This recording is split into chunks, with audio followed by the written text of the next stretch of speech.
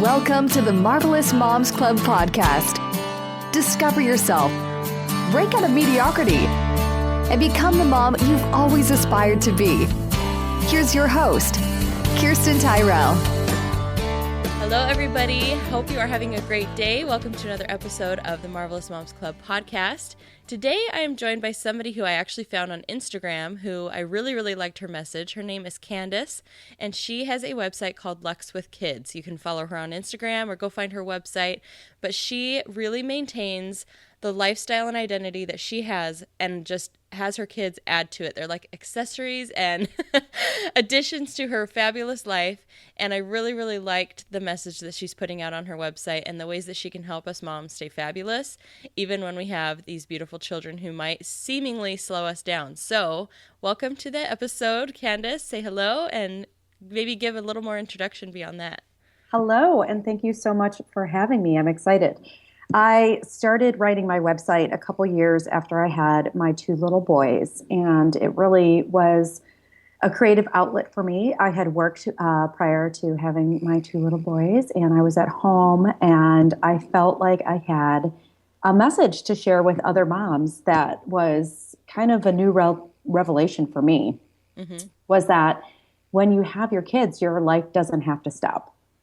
And I think that's kind of a thought that's out there that, oh, everything changes once you have kids, or just wait until you have kids. You won't be traveling anymore. You won't be eating at that restaurant anymore, or that kind of idea. And without a doubt, life changes when you have kids. Yes. And it's not like you're going to be jet setting with a newborn. Not that I was exactly jet setting before. But travel is an important part of our life, and we want to make that an important part of our children's life as well. And actually, our oldest son was on his first plane, coincidentally, to California when he was 8 weeks old, and he went to wine country, and he had a great time. I'm sure. So the idea is that you can still do the things that you love and what brings you joy as a person.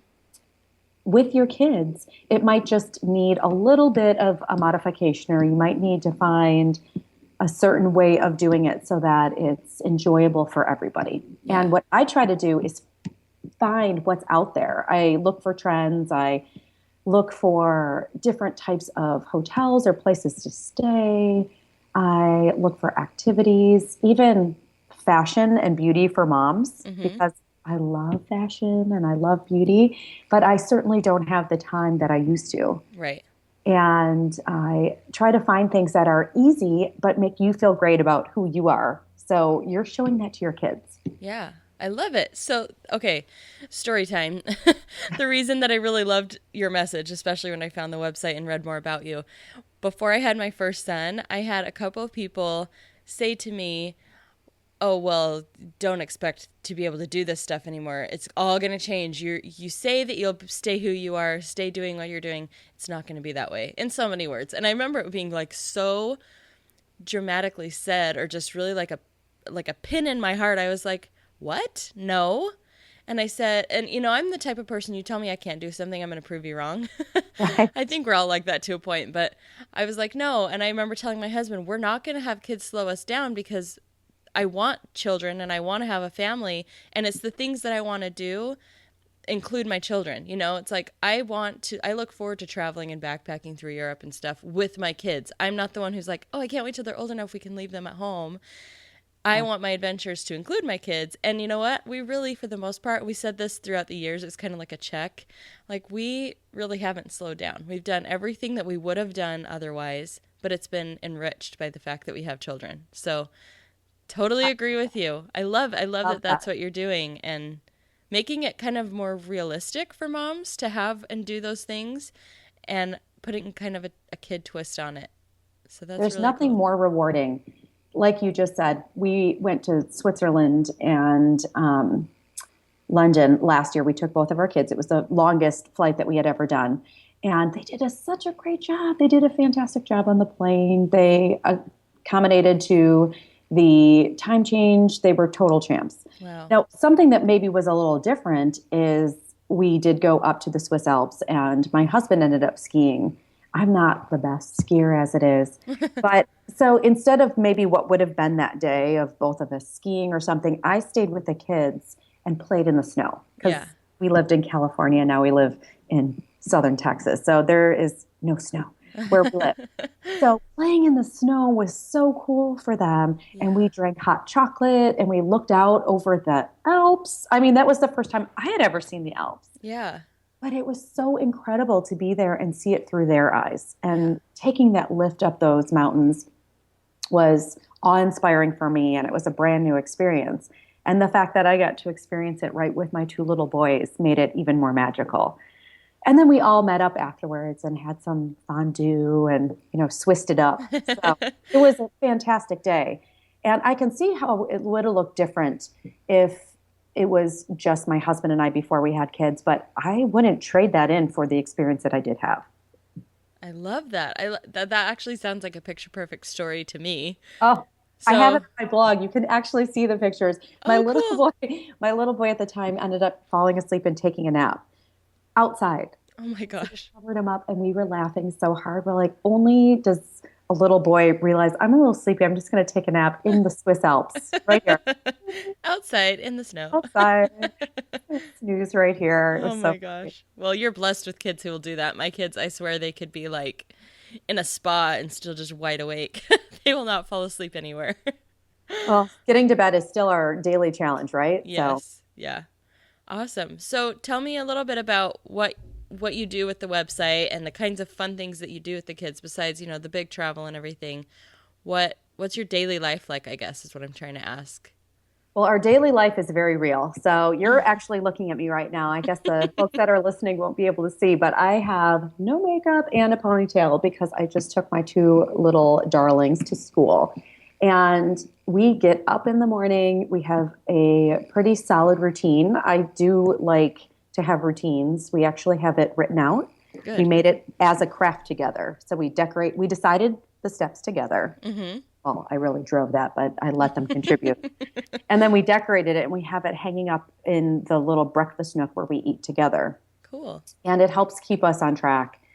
We pick out our clothes the night before and we are always racing out the door. I mean, without a doubt, I think my neighbors probably think the only things that I say to my children are, put on your shoes, get in the car. Just on repeat. Put on your shoes, get in the car. Hurry up. Hurry up. Yes. But then what I typically do is, because my boys are little, so they are in school all day, but all day only is until 2:30, so it's really not all day. So I usually come home and try to work a little bit on my website. I spend a lot of time planning and working on my editorial calendar, so I know what's going to be coming up over the next couple weeks. Mm-hmm. I try to do a consistent job of publishing and making sure that I'm hitting all of the topics that I like to talk about. Since I am lifestyle, right. I focus on everything from travel to fashion to activities. I even put up family-friendly, healthy recipes. Awesome. So I try to really balance so I'm not just recipe or fashion. Mm-hmm. So I always am working on that. I spend a lot of time editing photos. That's a big job. Yes. I spend a lot of time connecting with others too. So not all of my work is just me and my website. I try really hard to connect with other mommy bloggers or other people that are kind of doing the same thing I am, support each other and build each other up. I'm a big fan of that. That's why you're here, right? Yes, exactly. I'm a big fan of being real and saying this is what I'm doing. And when I see somebody put a picture on, I love Instagram. It's my favorite. I know. And so when I can get lost in Instagram, when I see somebody put a picture on Instagram, I try to be really generous with my likes and my comments. Uh-huh. And because I know how great that feels when I publish something and somebody comes over and says, I love that. That makes me happy.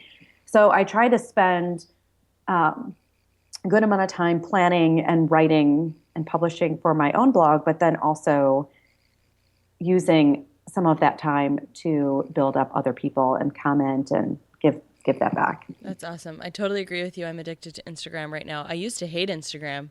When I had to start doing it for business, I was like, I don't know what I'm doing. I don't understand this whole rigmarole. And now I'm looking for other moms, like you, to connect with. And I actually just talked about this on my episode today. Whenever this airs, that'll be like a week or two ago. But I talked about how searching, different moms, I searched the hashtag mom life.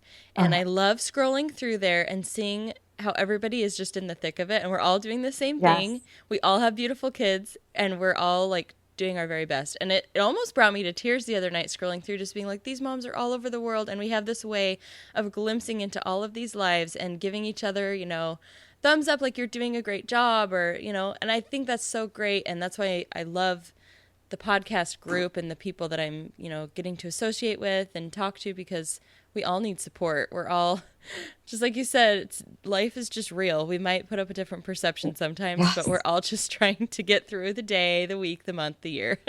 I love a hashtag mom life. I do that a lot. I do hashtag mom life and hashtag real life when they're real photos, because I do, especially when I'm working with brands, I'll do photography, lifestyle photography, and it's real, but it's staged. Yes. So it's a combination of both. So that's when I have my hair done and my makeup done, and there's really great lighting, and there's a professional photographer. So I might really be in my kitchen and I'm really cooking, but I'm also posing. So it's not what I look like, right now when I was chopping strawberries an hour ago for my little kids. So I always try to be really upfront with my audience. And so when they see the real life, I actually hashtag mom life, and then I hashtag real life. Yeah. So this is what I really look like. And especially if you're in Houston, or if you're in the, neighborhood and the circles that I'm in, you can't fake it on the internet when you're going to run into people in real life. Yeah. And I'm very lucky here. We have such a great blogger community, and it's super, super supportive. That's cool. And, you have to be real, because you run into these people in your real life. Yeah. At the real cafes where all the moms go after they drop their kids off at school. You see everybody there. So you're like, hey, this is me before the photo shoot today. Exactly. And, I love blogging too, because I can take my laptop with me everywhere. Yeah. And so if I need a little bit of a change of scenery, or if I can work in coffee or lunch with a girlfriend, I can do that. So it makes working for me very flexible and very rewarding. So do you feel like now I'm afraid to say the word balance. I talked to somebody yesterday who's like, I don't believe in balance. And I'm like, yeah, you're right. It's kind of a wonky word, but do you feel like the website is still a joy and a pleasure, and you still love putting out that content and doing those things with your kids? Is it becoming a burden to like maintain that lifestyle? I always wonder, people who are having to put up that really awesome persona, if it's exhausting or if it's just, it keeps you on your toes and it makes you progress. So is it one or the other? It's it's a little bit of both. It's surprising how much work going into editing and writing a website is. I definitely was naive going into it, and I come from a big marketing background. So I thought, oh, I'm going to own this. I can do this. I used to do this for other people. It always is more difficult when you're the one doing it, because now I am the creator of the content. I'm the photography editor, if not the photographer as well. I'm the writer, I'm the editor, and you can be a lot more critical of your own work. It's a bit challenging that way. Yeah. I do work really hard to make it interesting and relevant and educational for people who are looking at it. So I don't want it to be gratuitous and just all about me. I always want to think to myself, when I'm putting out an article, why would somebody want to read this? What are they going to take away from it? What are they going to learn? Or is this just about me and my experience? So my blog is not very confessional. I don't really talk about my deep feelings that much, because I don't consider myself a parenting expert by any means. I'm a parent, but I'm not a parenting expert. But what I do is I share the things that I love. And that is a grounding principle in my blog. I am a very positive person in general, and I always have been. But there are things I don't like, and I have experiences that I would not repeat. I don't feel like that's the point of my blog to share those things. Yeah. So if I'm talking about it, it's a recommendation. I'm not really doing reviews, going to say, I didn't really like this or don't stay here. What I might say is, if you go, request that you're in this tower because it's been redone. Or, so I might give you tips to make it even better. But I only want to share good things. I only want to put positive energy out there. So one thing that I'm not sure my readers and followers realize is how much comes at me that I filter out. Yeah. That I don't even share. And it's exciting. The more you blog and the bigger your followers become, the more you are on the attention of different brands and different PR groups that will send you all sorts of opportunities to write about. And I do maybe, I don't even know what the average is, maybe 1 in 10 at this point. Wow. Just because I might get something for free, but at what expense? Right. If I'm going to be writing about something that isn't relevant at all and I didn't even really like. So I'm always very, very cautious about what it is that I'm going to be writing about. I actually have a book here that was just sent to me. I'm very excited to write about it. It's called The Big Book of Hugs. Oh. It's actually being, here's a plug for them. It's actually being, I'll show you, but everybody won't be able to see it. It's being released today. Cool. And I just got this in the mail and I put it on my desk and then I read it with my kids and I fell in love with it. Oh, and I I'm can't wait to excited. share it. Exactly. Yeah. It's so sweet.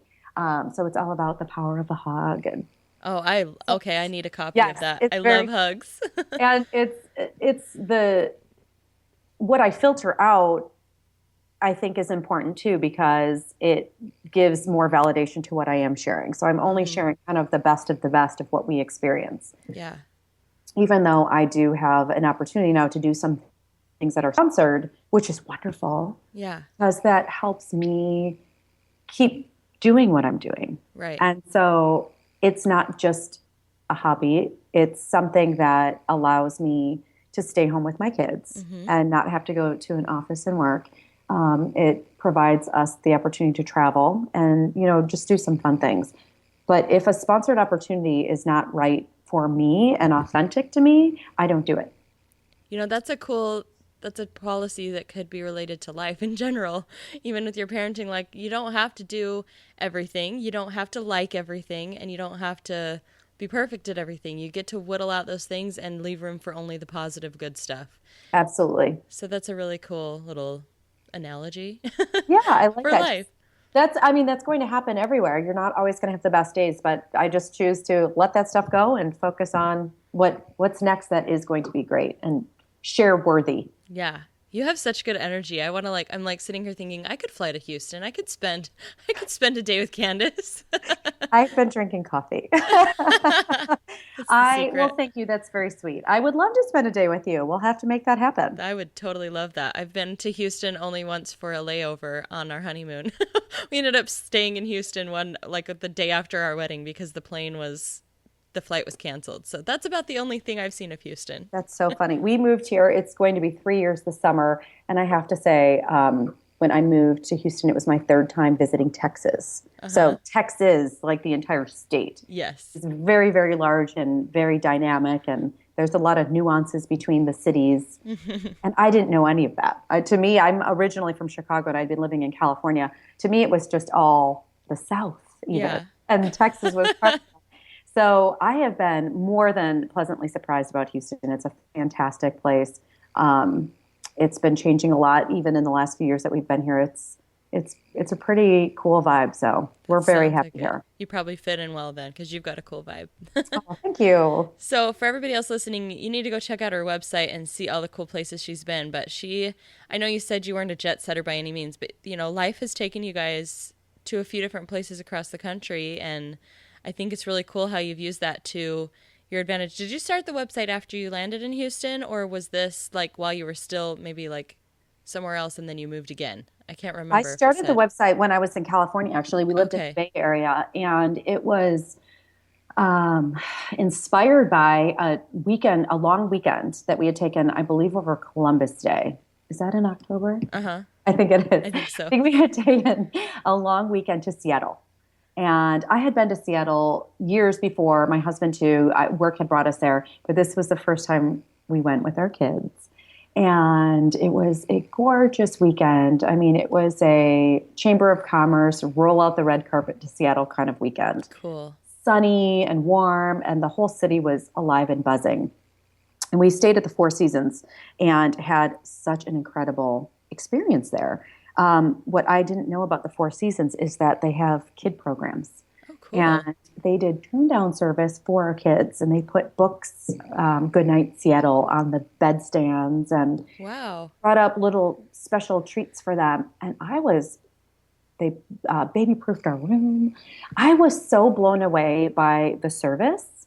And I think we were actually even going into the Four Seasons thinking, oh boy, are we going to get kicked out? We're coming in here with, 2 toddlers. And it was quite the opposite. And my husband and I said, more people need to know this. More people need to know that you can travel to these wonderful places, and you're not just going to be allowed to stay there, you're going to be welcomed, and you're going to have a better experience because of it. So Yeah. I felt like it was kind of one of those secret societies of parents that you don't even know until you're in it. So I wanted to start sharing that with others, and that was the inspirational post, is the weekend we had, what we did with our kids, the restaurants we ate in, and where we stayed. That's awesome. And so that's where it kind of all started. And then it grew from there because it's a lifestyle. Mm-hmm. So kind of basically whatever we're doing, like I said, the best stuff, the stuff I want to really say, oh, this was so cool, you guys got to try it out. I now make that a post. That's so cool. I love the aha moment. I love how it all started. That's so fun. I think it was actually really my husband's idea. I think I had always toyed with the idea of writing a website just for a creative outlet. But I think my husband was like, this could be it. This could be. You've got a good one then. It's so fun when you have somebody who supports you, not only supports you, but like pushes you to do those great things, and then look at the cool rewards. Yes. Well, he's hilarious actually, because he'll be like, this is very Luxe with kids. You need to write about this. And so he's always coming up with ideas now. That's awesome. You should have some guest posts by him. See it from his perspective. Right? That would be cool. Our Luxe daddy. Yes. Awesome. Well, you have been wonderful. I'm glad that you mentioned that book. I'm going to link to it on our show notes and everything. Do you have a book personally that you are reading? What kind of a reader are you? A fiction, nonfiction? Well, I am totally and completely enamored with Brené Brown. Okay. And Brené Brown's most recent book, Rising Strong, is, I finished it, but I've been kind of going back through it because I feel like every time I read a section or a page, I hear it in a different way. Mm-hmm. She's coincidentally a Houstonian as well. And I actually started reading her, I believe it's her first book, The Gifts of Imperfection. I read that in California. And then Daring Greatly, her second book, came out and kind of blew my head. So now her newest book has just been something that I feel reaches me like deep in my heart and my brain at the same time. And it changes the way I approach the world. I mean this with all my heart. I'm so such a believer in her message, and I can apply it to my parenting. She actually talks a lot about wholehearted parenting, and so I feel like if you're a parent or not, her books are. I can't recommend them more. Good. So Rising Strong is the current book that I've been falling asleep reading. And then my older son, who's 6.5, and I have actually just finished the narrative for a children's story that we wrote together. Oh, cool. Yes. So we're very excited. I believe we're going to be self-publishing. So my goal is to have that out by the holidays of 2016. So awesome. Well, maybe we'll have you on again when that would be fantastic. That launches and talk about that. That's cool. Yes. Thank you so much for having me. You bet. Okay, so the question I ask all moms on the interviews is, what makes you a marvelous mom? You just have to pick one thing. It might be I know. hard. Isn't that so funny? I instantly freeze. I can never stop talking every other question. But I think what makes me a marvelous mom, it almost makes me feel emotional saying that. Isn't that funny? No, I go ahead and be emotional. Like I had my children a little bit later, so I'm I'm a little bit older than I think average, and I think that gives me so much more perspective on how precious this time is. I feel like people always say time goes so fast before you're going to blink, and before you know it, they're going to be gone. And I feel like I'm very, very aware of that. I feel like I'm very present in how precious and fleeting this time is. And I think just the awareness of that makes me a marvelous mom, because I'm enjoying it, even when I'm sweating it out. And I mean, I do every day. But I know that in even just a couple years, I'm not going to be saying, put on your shoes, get in the car. I realize that this time is special. So I think just, yes, the awareness and presence that I have is a gift within itself. Oh, totally. I'm right there with you. I started crying last night when on Pandora, one of those like wedding-ish songs came on, and I was like, you guys are all going to get married someday. And I was holding them all and just like crying, and my husband's like rolling his eyes, and my 4-year-old is like, Mommy, I'm not married. And I said, but you will be someday. My boys asked if they can get married to each other because they just want to still live in the same house. And it is so cute. Like, well, maybe you're going to want to marry other people, but maybe you can be neighbors. Yeah, there you go. And Mommy can live right across the street. Yeah. That's the dream, right? Maybe not for them. Hey, later. They'll have me now, so I'm going to go with it. Well, you're so wonderful. I really appreciate you taking time to talk with me and for everybody listening. And I think we should talk again. I think that'd be really fun. Let's plan a trip to Houston. I'll come and meet you and all your mommy blogger friends. So fun. I'd love that. Okay, well, say goodbye. Everybody have a great day. And thank you, Candace. Thank you. Have a great day. All right, I'll talk to you guys on the next episode.